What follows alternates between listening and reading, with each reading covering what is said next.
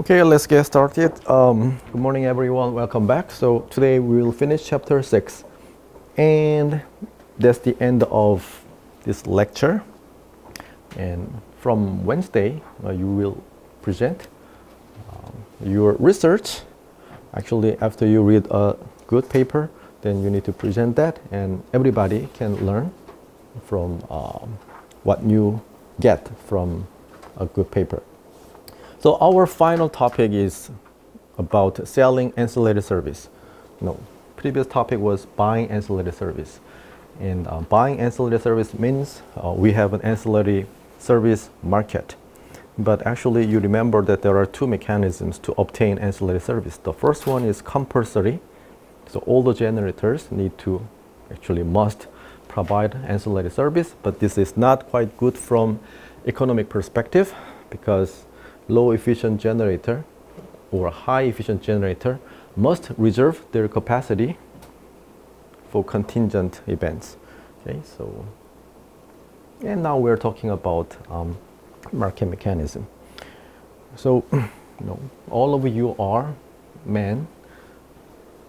Okay, assuming you already finished your military service, you are now a reserved army. So you are providing your capacity. Actually, you are not going to a war now, but actually you don't get paid. Yeah, reserved army is similar to reserve capacity. Okay. So let's talk about selling ancillary service. What is that? Ancillary service are another business opportunity for generators, and there are some limitations. There are technical characteristics of the generating units. So these are constraints. So maximum ramp rate. You can increase the output power of your generators, but it has a limit of maximum ramp rate. And also reactive capability curve. You also need to consider opportunity cost. That means cannot sell as much energy when selling reserve. Because if you sell reserve, that means you need to reserve some capacity for reserve. So you cannot sell that energy into the energy market. Okay, and there is an opportunity cost, which means because you need to abandon providing this energy into the energy market, you need to keep the resource as a reserve capacity. It incurs opportunity cost. So you need to optimize jointly the sales of energy and reserve together. So yeah, from generators' perspective, they need to maximize the profit it makes from the sales of energy, megawatt hour, and reserve, megawatt per hour, because we assume that this reserve capacity must be supplied for some given duration amount of time. Okay, and the assumptions here is that we consider only one type of reserve service for simplicity. Actually, there are different types of reserve service: the first reserve, second reserve, etc. And again, for simplicity, we assume perfectly competitive energy market and reserve market. That means, this assumption means that generators is a price taker in both markets. So they cannot be a price anticipator, or they cannot play strategically. Okay, that is the condition of game theory. But this is not about game theory. This is just about optimization. That is possible because we are assuming perfectly competitive market. For simplicity. And generator can sell any quantity it chooses on either market because the market is so big, or we are assuming a large number of participants. So these two assumptions are valid. And considering one generating unit over 1 hour, so we only focus on a single time slot, so don't need to consider startup cost, minimum uptime, or minimum downtime. What it means. When you turn on your generator, it needs to run for some given amount of time. Or when the generator is off, it should be off for some given amount of time. we have that kind of constraints in real situation, but here we do not consider those things. And no special payment for exercising reserve. That means whether you exercise your reserve capacity or not, you still can get paid. Okay.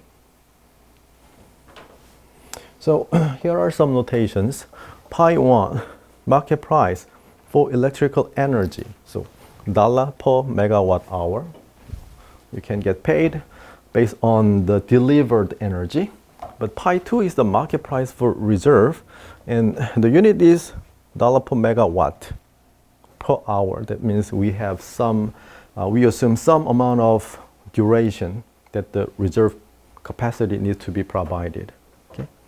But whether the reserve capacity is provided or not, still you can get paid by just reserving your capacity. X1 is the quantity of energy bid and sold. X2 is the quantity of the reserve bid and sold. And we have a minimum and maximum output power. That is denoted by P. And R is the reserve capacity. And here we only have the upper limit.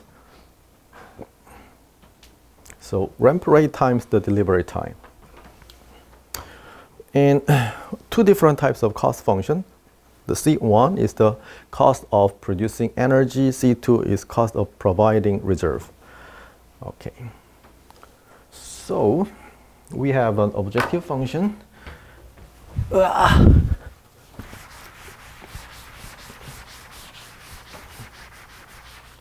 Yeah, we have an objective function. This is a maximization problem. So price times quantity. So this is revenue. This is cost. So F is revenue minus cost, which is profit. So this is profit maximization problem. And the constraint is X1 plus X2 should be less than or equal to the maximum output power of the generator. And this is the minimum generation constraint. Because we need to refer to these three constraints again and again, I need to write this here.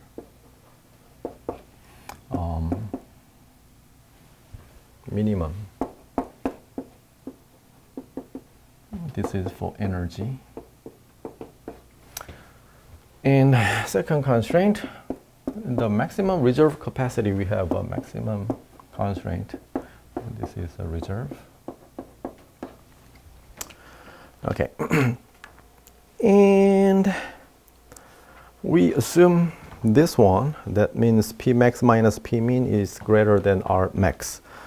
What is that? So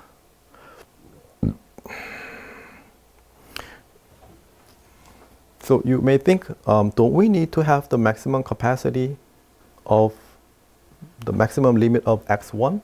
But of course we can have that, but we assume this one to reduce the number of inequality constraints.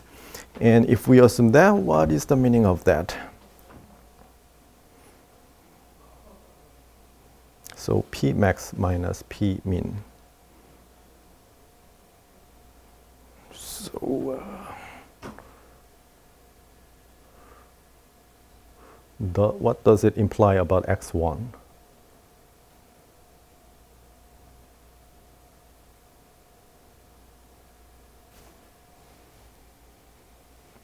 Any idea? You need to help me now. Think about it. So why does it say something about the maximum of X1? So X가 저것보다 크면은, 그러니까 P 민만큼 최소로 발전하고 있어도 저 P 맥스 빼기 P 민 이상을 그 리저브를 할 수 없어서 그런 것 같습니다.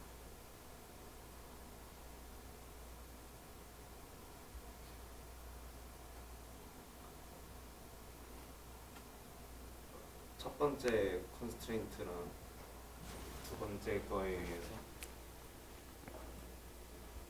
yes.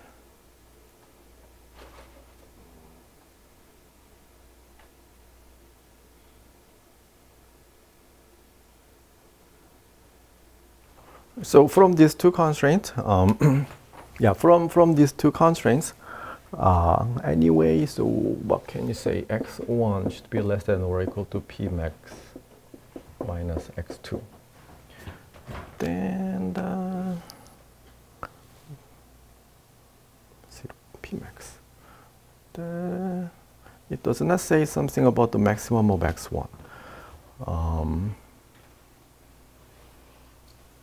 첫 번째 컨스트레인트에서 두 번째 거를 빼면 x2가 pmax 마이너스 pmin보다 작거나 같다라고 나오는데요. This minus this one? 네. What you are saying is then this one? 네. 그래서 두 개를 더하면 Yep. x2가 pmax 마이너스 pmin보다 작아야 되는데 Yes. 그리고 x2가 rmax 이하여야 되잖아요. Yes. 뭔가 두 개 다 만족하려면은 Yes. rmax가 pmax 빼기 pmin보다 작아야 돼요. So actually, yeah, we have these two constraints, but by assuming this one, we do not have this constraint from the assumption. So yeah, we don't need to care about this. Just assuming this. Anyway, so yeah, we have these three constraints and one Lagrange multiplier for each inequality constraint. So we will consider 8 different cases whether each inequality constraint is binding or not. Okay, so when the constraint is binding, the corresponding Lagrange multiplier is positive, otherwise 0. So we have 3 inequality constraints. So we have totally 8 cases. Okay. So yeah, this is for simplicity. We assume that. And our Lagrangian function is the objective function, this one, plus this Lagrange multiplier. And then, by the way, here you need to carefully select the sign of the Lagrange multiplier or the direction of this inequality. Here you see that P max minus this, so this inequality constraint is greater than or equal to 0. Same here and there. But from convex optimization, we repeatedly say the inequality constraint is minimization of our objective function subject to inequality constraint is like that. Then why is it opposite here? In this case, P max minus x1.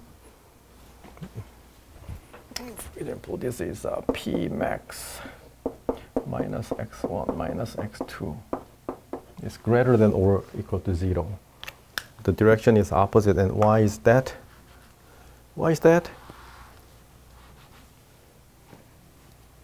The reason is because this is maximization problem. Typically, when we talk about convex optimization, we talk about cost minimization, convex function, but this case, this is concave function, so maximization problem. So the direction is opposite. If you put minus here and minimization, then actually they are same thing. Okay. So yeah. Anyway, in this case, this mu1, mu2, mu3 are non-negative. And anyway, the Lagrange multiplier are non-negative. Okay. Okay. So the optimality condition is that, what is the optimality condition here? The primal variable is feasible, the dual variable is feasible, and the complementary slackness and the Lagrangian, the gradient of Lagrangian with respect to x1 and x2 should be 0.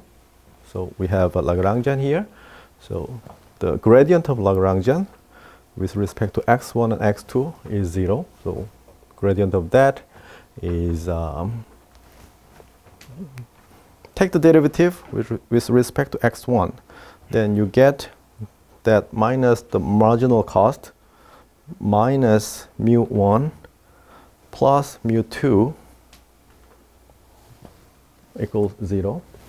And the derivative with respect to x2, again, pi 2 minus the marginal cost, this one, and minus mu1 and minus mu3 should be 0. You can think either taking this Lagrangian with respect to mu1 or mu2 or mu3, and that is 0. But don't think like that. Just this is the primary feasible constraint. This one. You don't need to think in this way. Just we have a primal feasibility constraint. Okay, this one, that one, and that one, and the complementary slackness for each inequality constraints. This is for mu1, this is for mu2, this is for mu3. So either the constraint is binding, or anyways, the product of these two is 0. So if the optimal point is strictly inside, that means this constraint does not play at all, and the Lagrange multiplier is 0. Or if the Lagrange multiplier is strictly positive, then the constraint is binding.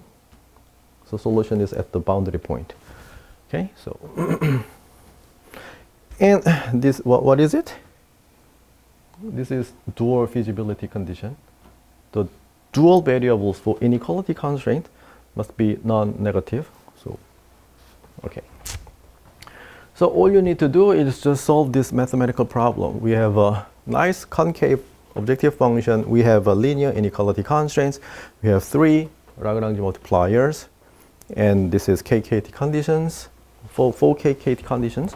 So you need to compute, solve it, and let's just think about case by case. The first case is all the Lagrange multipliers, mu's are 0. That means even if we have 3 constraints, none of these constraints are binding. They don't play at all. Okay? That means we don't need to worry about the maximum generation capacity. We don't need to worry about the maximum real power generation. Something is wrong here. The direction is not like this. Yeah.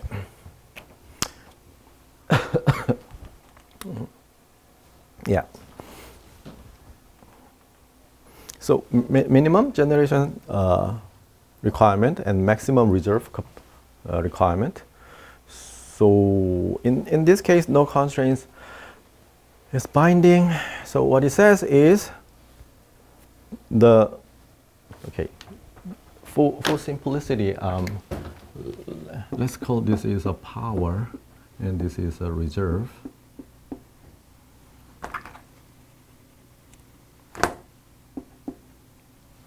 Okay, you can either sell your power or you can sell your reserve.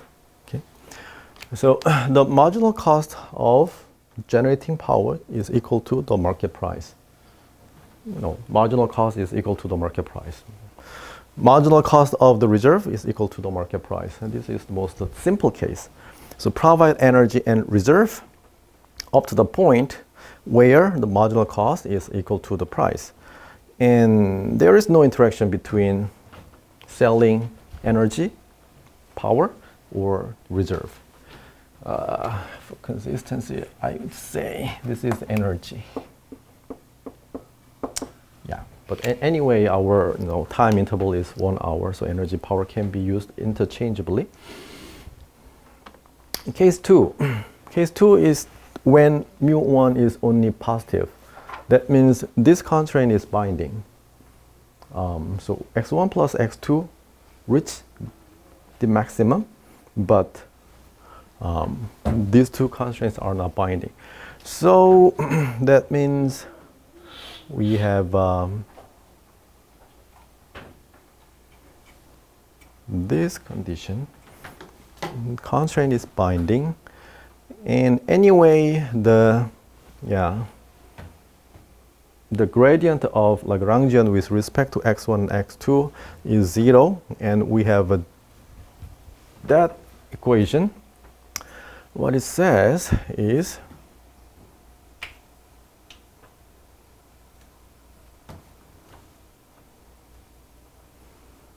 mu2 and mu3 is 0. This is 0, this is 0, so this is same to mu1 and that is same to mu1 too.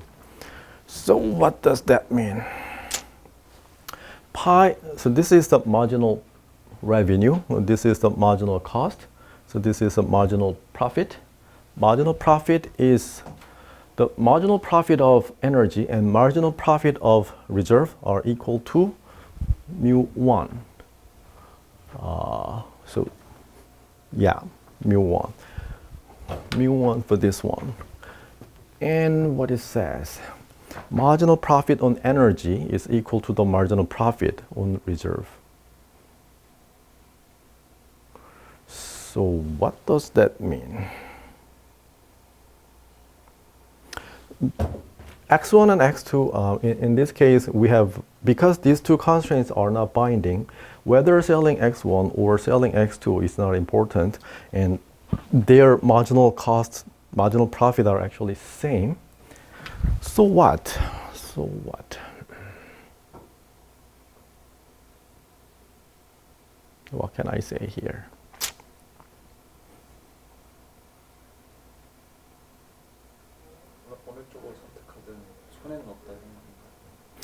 So what it says is, this constraint is binding means that if you increase the maximum generation capacity slightly, then you can increase your profit.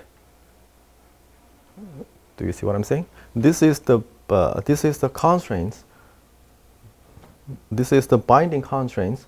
That means, if I want to maximize my profit, I'm trying to exceed this, but this is limited by the maximum capacity. So if the maximum capacity is allowed to increase slightly, then I can further increase my profit,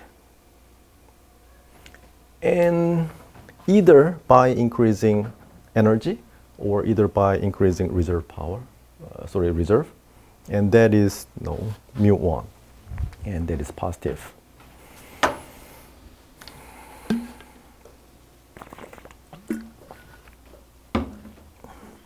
Intuitively, it makes sense. By generating one more energy or by generating one more reserve, by reserving one more capacity, you can make additional profit.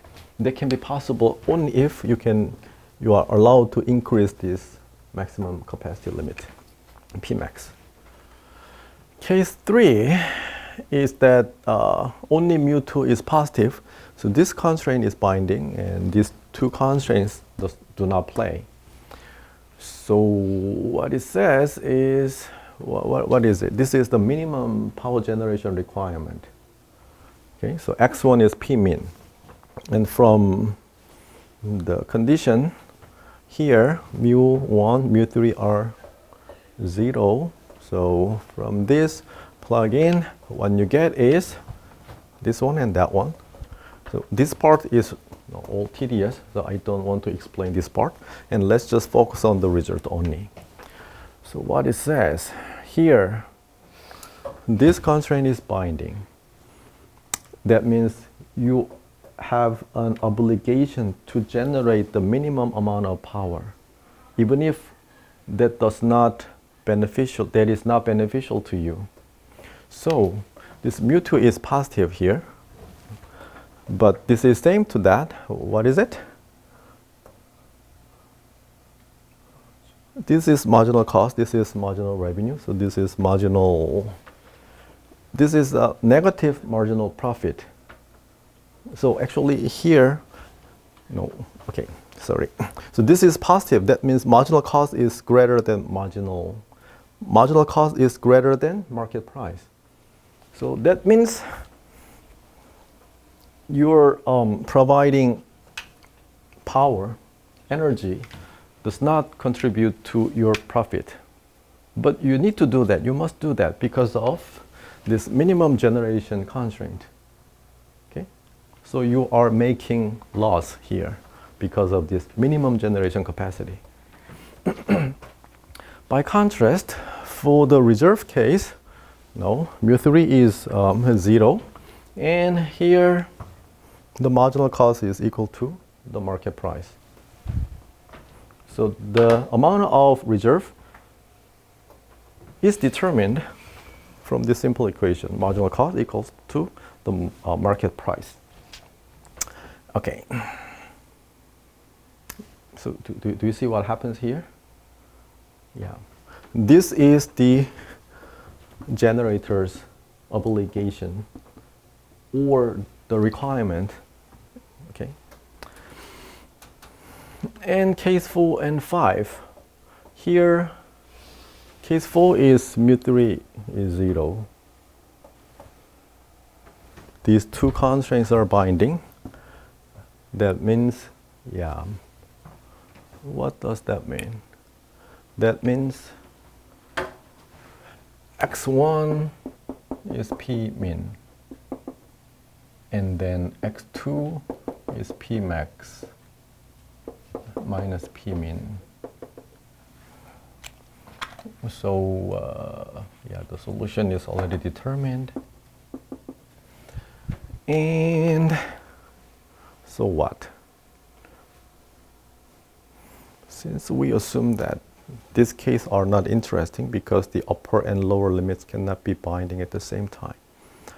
What is it?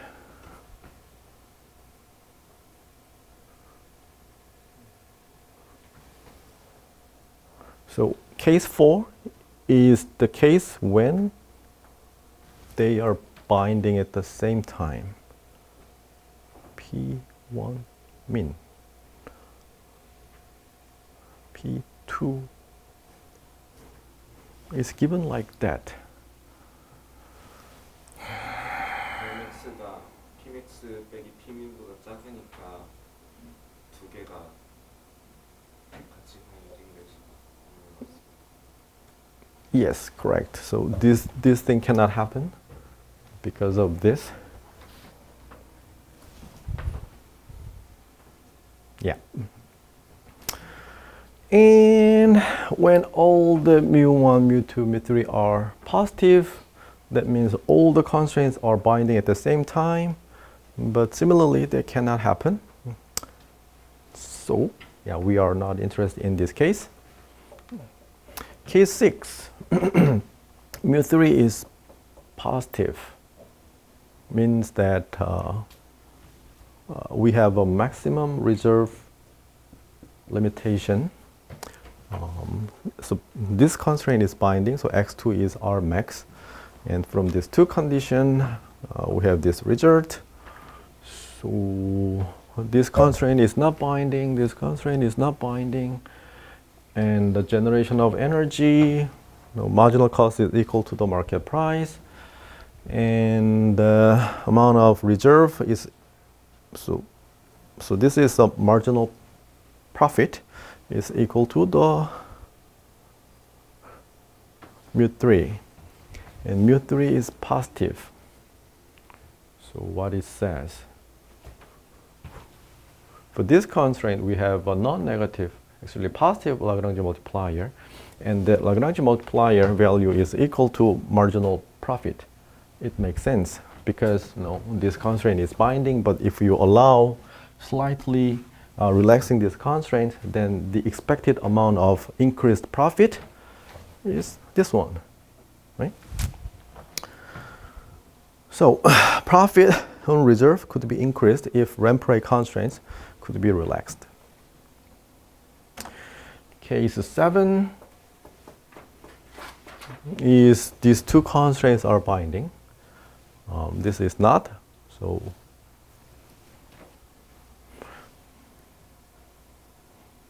yeah, this constraint is binding, so x1 plus x2 is p max, x2 is r max, x1 is determined like that. And what? So from here, we have that mu1. Because this constraint is binding, we see that the mu1 is equal to the marginal profit of generator 1.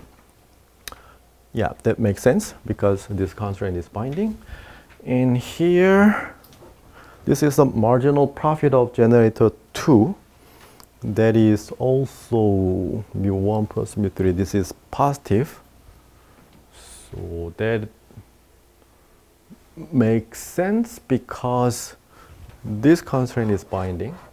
So if you are allowed to generate more than this, you can expect more profit. How much? This much. Okay. So sales of energy and sales of reserve are both profitable in this case. And sales of reserve is more profitable but limited by ramp rate constraints. Yeah, when you see this, generating, increasing X2 is more profitable, but that is limited by the maximum ramp rate. The final case is mu1 is 0 and mu2, mu3 are positive. So we do not have, this constraint does not play, but minimum energy, maximum reserve constraints. So plug in, and then what we have is, again, this one. What is it? Marginal profit of generator 1, that is negative. The reason is because you have some obligation. Even if you make a loss, you still need to generate the minimum power. But about the reserve, this is positive. Yeah. So sales of reserve is profitable, but limited by ramp rate constraint. Sales of energy is not profitable. But at this point, the overall profitability need to be checked because that depends on the value of that and that. Okay, so yeah, this is the end of chapter 6 and interesting example. How to sell your energy and reserve in the market to maximize your profit, assuming perfectly competitive market. Okay. Any questions? Okay, then let me stop here. Thank you.